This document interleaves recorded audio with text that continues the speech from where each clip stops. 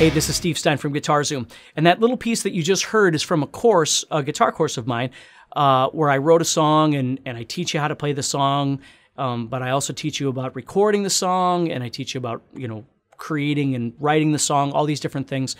So it's really just a songwriting guitar course that deals with hard rock and metal ideas.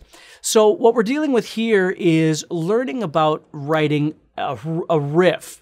Right? That's one of the big things when you're dealing with hard rock or metal, is something that listeners can attach to, right? So with this song, what I have is I have this little section that just breaks down into a real fundamental rock element.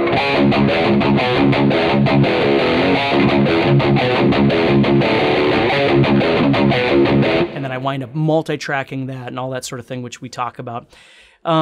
But I want you to understand that one of the crucial elements of your songwriting, of writing something that people will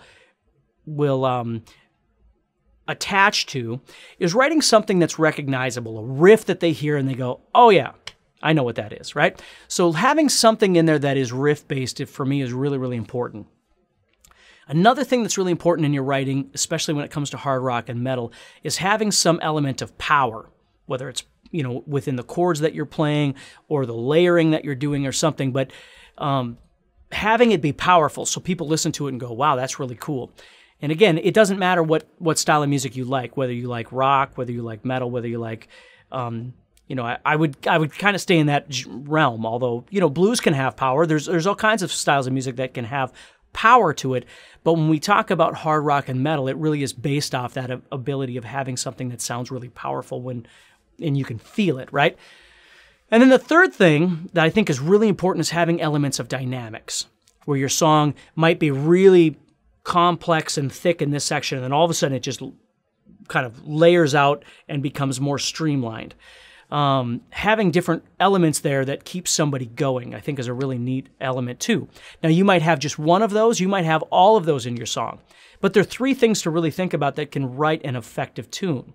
The beginning of my song starts with all this. It actually starts clean, and then it moves into this really thick layered section, and then it kind of pans out into this riff, right? So it's trying to give, and again, I'll discuss all the elements of the whys and the hows in the guitar course, but it's something to think about in your songwriting.